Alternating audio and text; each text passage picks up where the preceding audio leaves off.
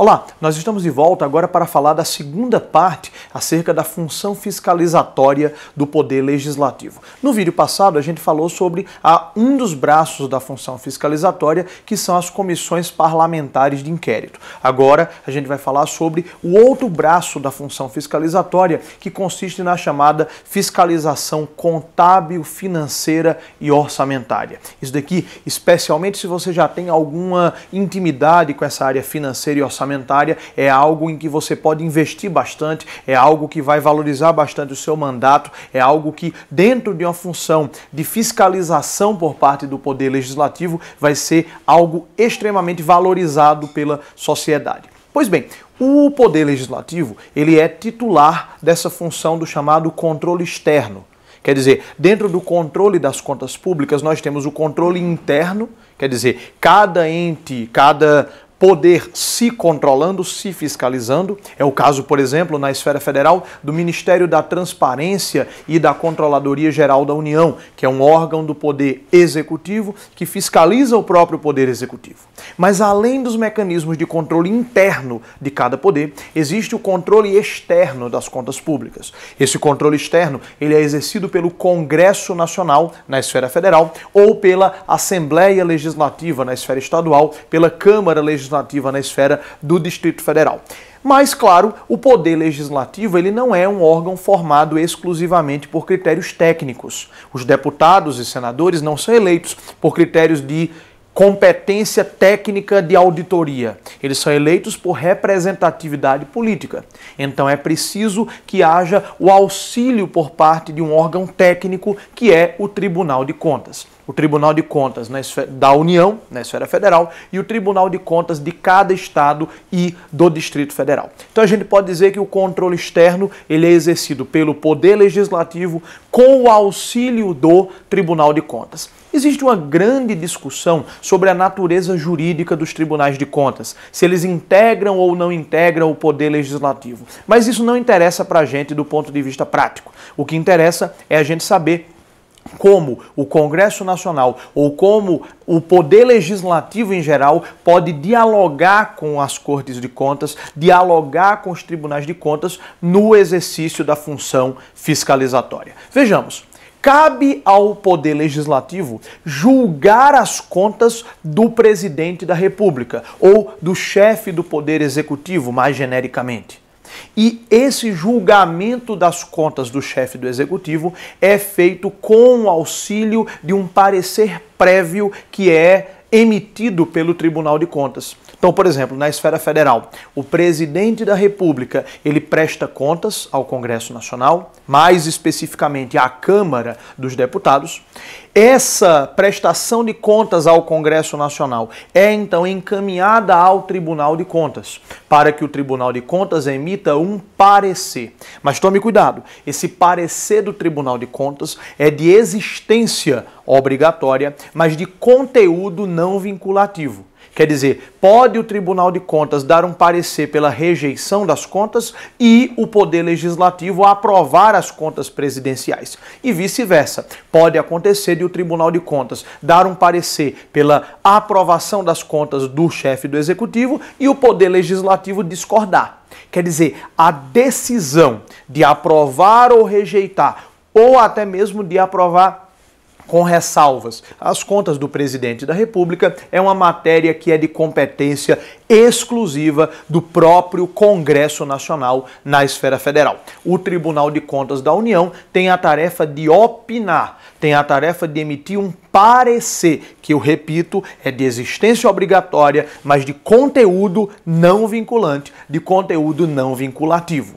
Claro que para o Legislativo ir contra o parecer do Tribunal de Contas, ele tem um ônus argumentativo, né? Ele vai ter que provar em que medida aquele parecer do Tribunal de Contas estava inadequado, mas de forma alguma ele é vinculado ao parecer do Tribunal de Contas. Inclusive, é uma situação bastante bastante diferente das outras autoridades públicas.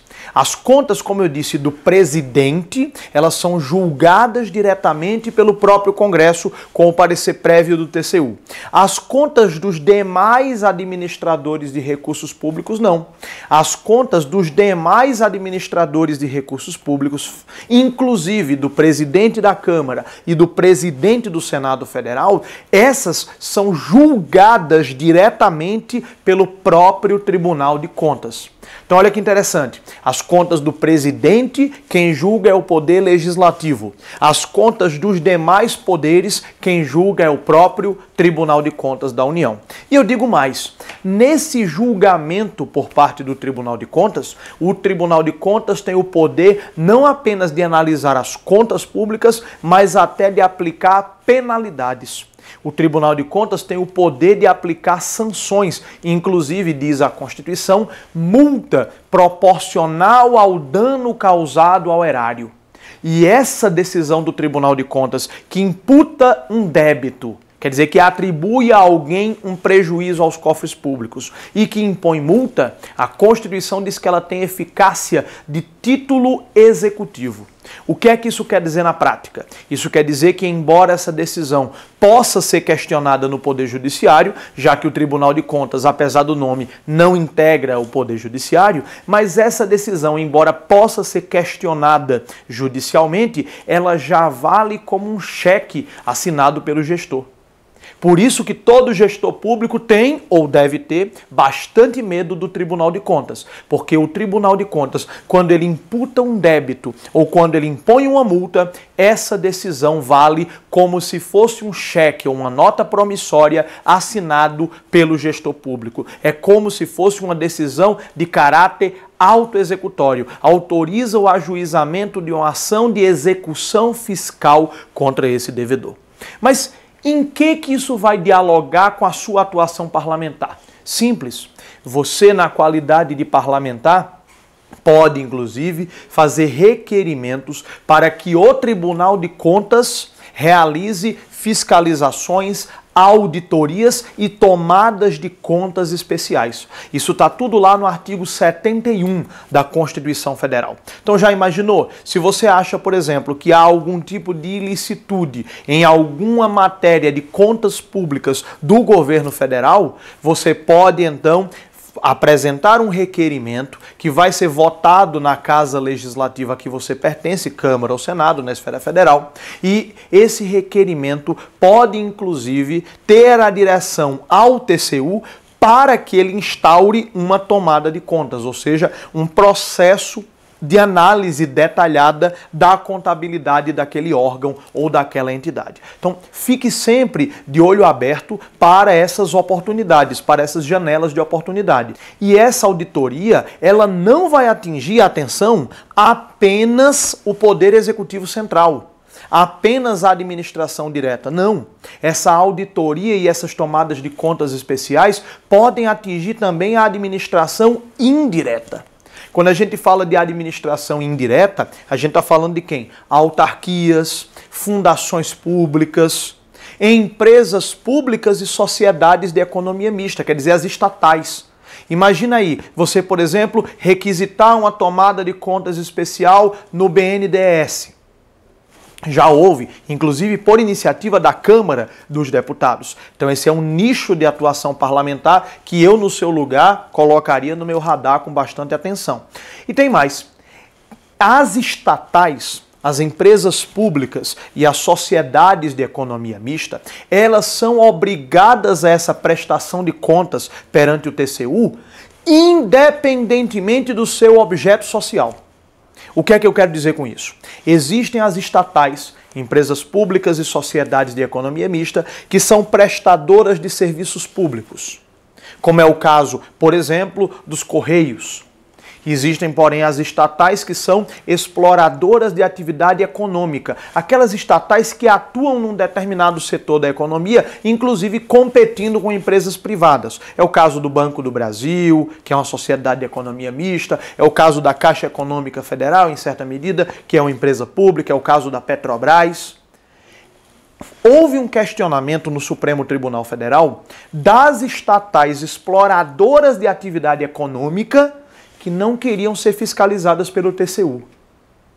Quer dizer, elas diziam, não, eu não posso ser fiscalizada pelo TCU porque eu sou uma pessoa jurídica de direito privado e eu sou exploradora de atividade lucrativa, exploradora de atividade econômica. Então eu me submeto, nos termos do artigo 173 da Constituição Federal, ao mesmo regime jurídico das empresas privadas. O Supremo Tribunal Federal disse, não venha com essa.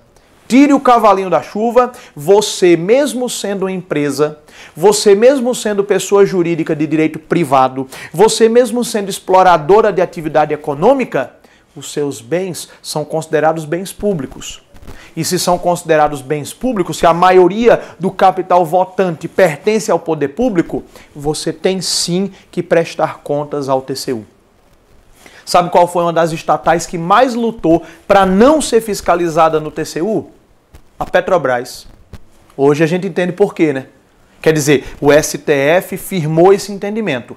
Então, segundo a Constituição Federal, no artigo 70, parágrafo único, todo aquele que tocar em recurso público está obrigado a fazer a prestação de contas para o Tribunal de Contas e também para o próprio Congresso Nacional, para o próprio Poder Legislativo. Quer dizer, não interessa a personalidade jurídica, não interessa a natureza jurídica, não interessa o regime jurídico.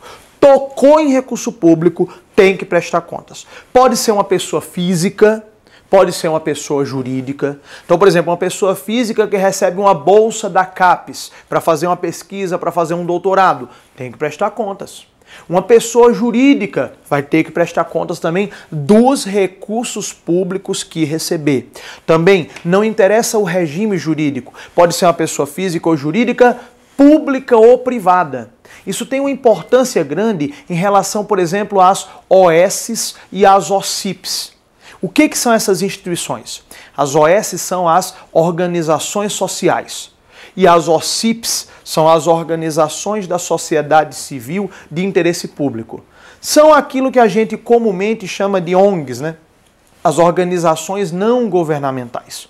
Uma ONG, uma associação não governamental, ela pode se associar ao poder público para colaborar com ele, para cooperar com ele, ou na prestação de um serviço público, organização social, OS, ou na prestação de um serviço de relevância pública, como educação, saúde, que são as OCPs, Organizações da Sociedade Civil de Interesse Público. O que acontece entre a OS ou a OCP e o poder público? Elas celebram uma parceria para que o poder público lhes dê algum tipo de vantagem, algum tipo de apoio, seja recurso humano, seja recurso financeiro, em troca de elas desempenharem uma função de relevância pública. Por exemplo, a manutenção de um hospital.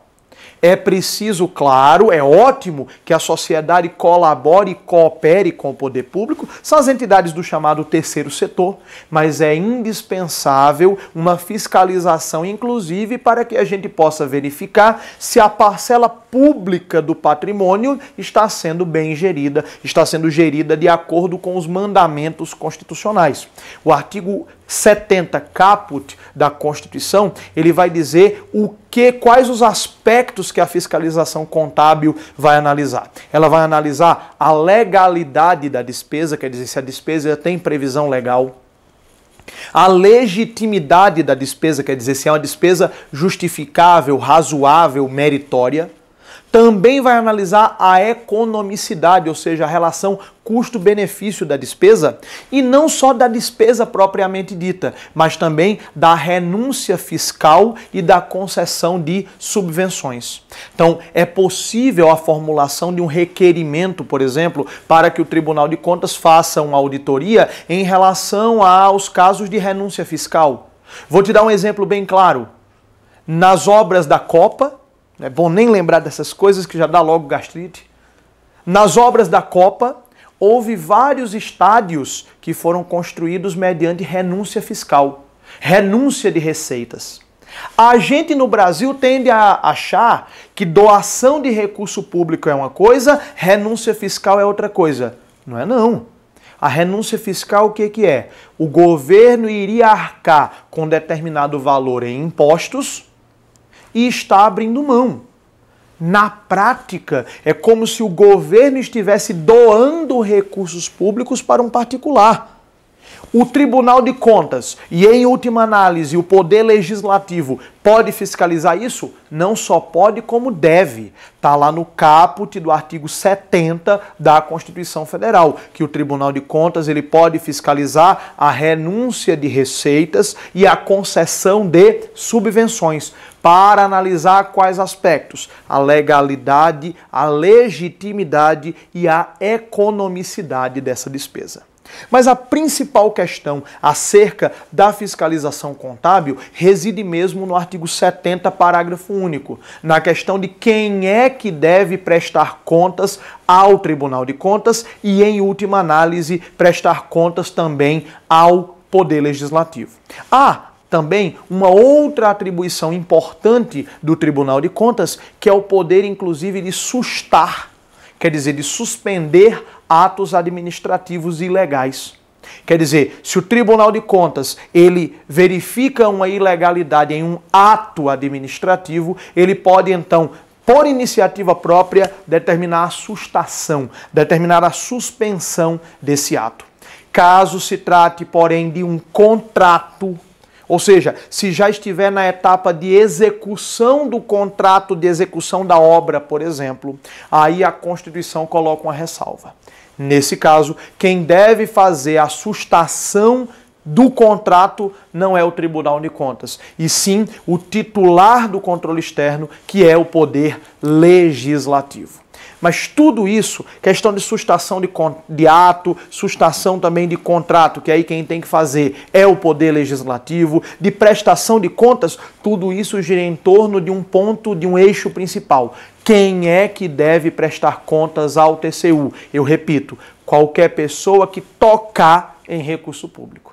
Então você vê que nesses dois últimos vídeos, na função fiscalizatória, eu já dei para você um arsenal de matérias para você exercer no seu mandato eletivo. Tá ok? A partir dos próximos vídeos, nós teremos aqui uma série de 3 vídeos acerca do processo legislativo. Até a próxima.